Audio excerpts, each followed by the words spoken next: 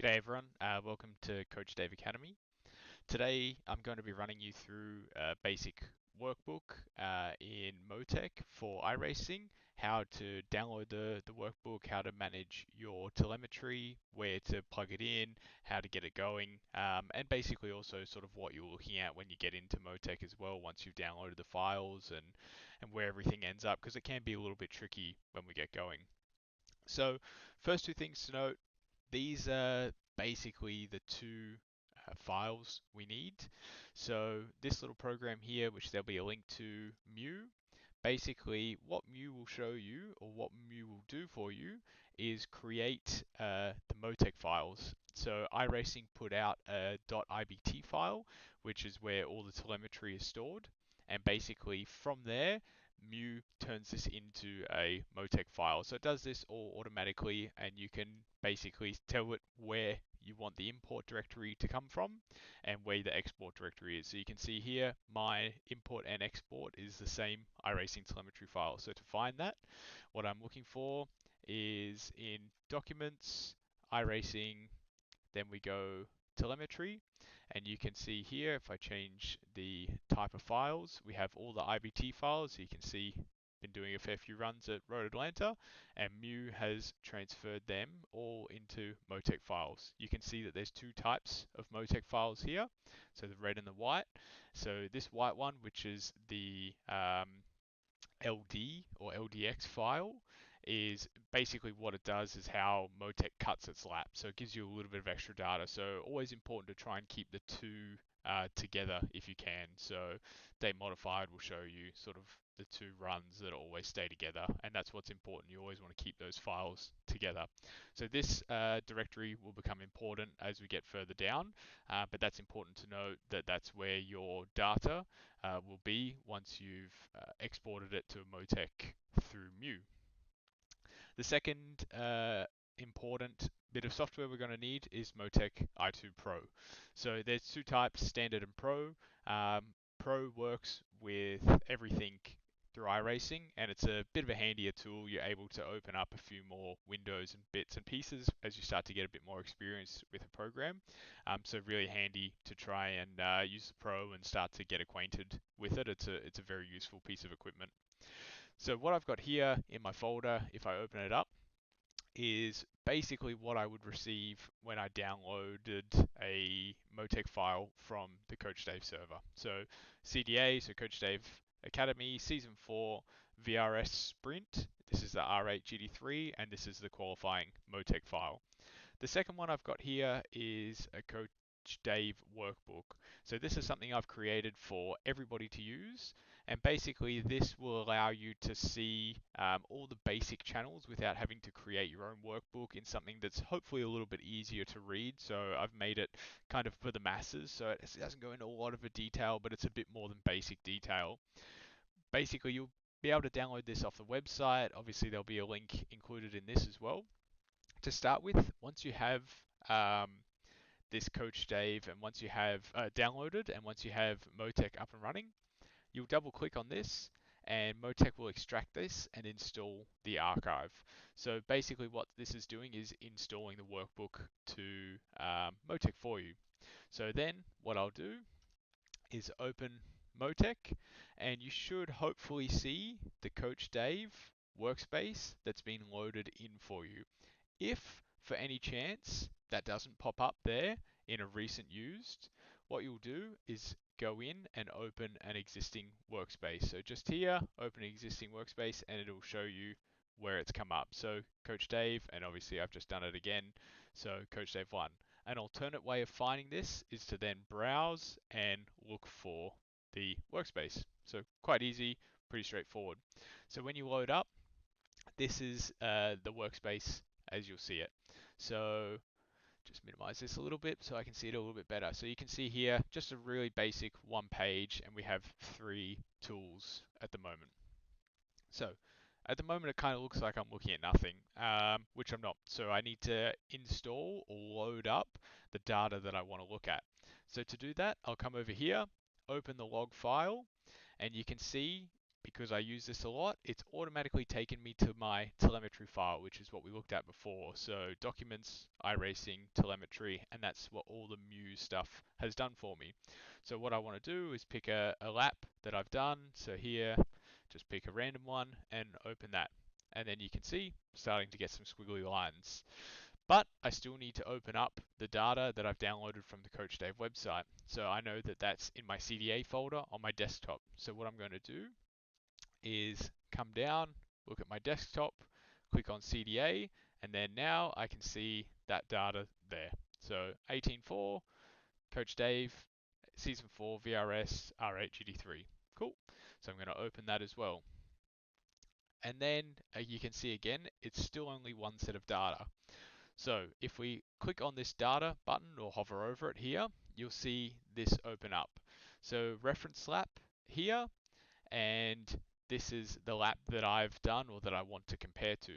So I like to keep my reference lap clicked in this white box and click this button here, which will put my lap in colors. So it's easier for me to see what I'm doing wrong, where I'm doing it. So it's a little bit different.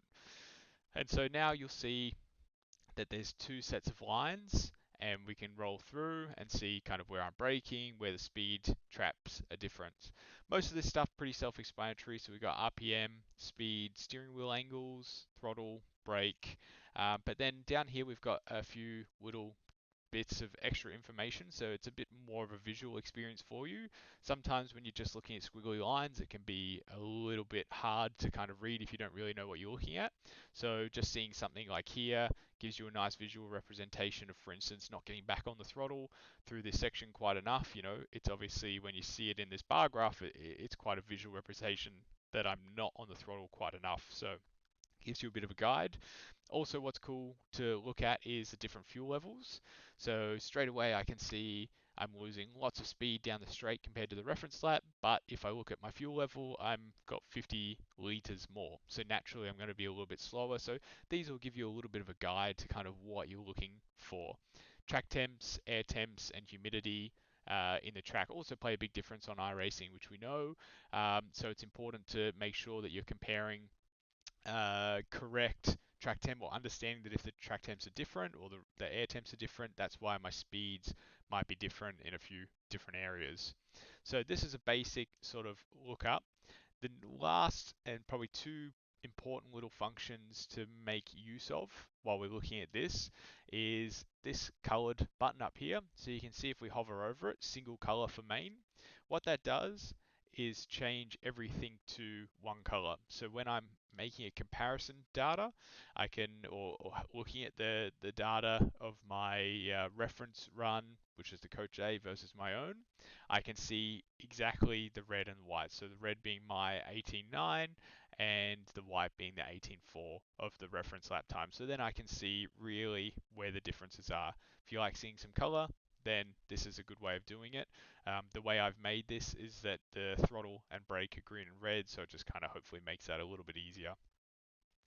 The second probably most important function here is, it might be in a different spot for you, but over on the right hand side, this variance. So if I click on that, what it's going to show me is the delta. So as we know, we see it in iRacing, the delta tells us whether we're up or down on the lap. This will do the same thing with the data over the lap. So I can see that I'm actually faster up until this point, and then all the way through the rest of the lap, I start to lose a little bit of time. And so we start to see interesting little trends like this, where I've braked a bit later on my lap than the reference lap, so I've made a lot of time, but then I've lost all that time on the exit. So that might go to show me that I'm too fast into the corner, can't get the car rotated, stopped, and get out of the corner as well. So that tiny little margin of gain there, which if I look over here in the variance, is about half a tenth to a tenth, which is exactly what it is. I end up losing by the time I get my second gear change, nearly 2/10. So 1/10 gain, 2/3 loss. So that's how you start to kind of read the data, see some of the different inputs and things like that. A couple of the other pages that we've got here. So this is a pretty cool one, which is a track report, basically just showing you braking zones on the different laps, what gears you're using, how much of the lap you're on full throttle, and things like that. So it can give you a little bit of a difference in corner speed, and just another kind of visual representation of kind of what to look at when you're on track. So just adds a bit more of a visual experience for those people that are a bit more of a visual learner than sort of really looking at core data. So where you're starting to trail, you can start to see sometimes on different laps whether you're trailing longer or less exactly. So that's just something, another sort of way to look at the same thing. And using the track report here, and the track map that we see down here, you can see that this track map is split into different sections. And so very similar to what you'll see in iRacing with corner numbers, it splits all the turns and all the straights into different sections or different splits. These splits are a little bit different to what you'll see in iRacing, but you'll be able to note basically what the car is capable of doing in terms of your rolling speed. So again, a little bit like your optimal lap in iRacing, this will give you what is called an electric lap or rolling minimum of what the car is sort of capable of doing. So you can see I've got both laps selected, so it's showing me both those ranges. If I was to remove the Coach Dave reference lap, you can see I've only done a couple laps on this run, but the exit of my first lap and the one qualifying lap, what the car is capable of doing or what it believes the electric minimum of the car is an 18.5. So there was a little bit more potential in that lap. Rolling minimum's actually an 18.8, which is probably a bit more reliable than the electric lap. And if you see that I've done an 18.9 on a single lap, you can see it's pretty close to the optimal lap. So that's just a couple of little bits and pieces, a couple of little extra tools that we want to talk to you about and offer you guys to have a look at. So great way of reading data, great way of kind of building yourself into the data a little bit to start to use it a bit more. Obviously, there's much bigger extremes you can go to, but it's an important way to just check, you're using the right brake points, right gears, what your steering traces are, if you're steering not enough or too much on exits, whether you're causing some of the understeer, oversteer, things like that. So it can be a great little tool for you to use. So really hope that you enjoy that. And yeah, if there's anything that you guys want to add to this Motec workbook going forward you'd like to see built, it's something we can certainly look at in the future, but this is a great way to get started. So hope you enjoy it. Enjoy the setups and videos, and get in touch. Thanks. Bye.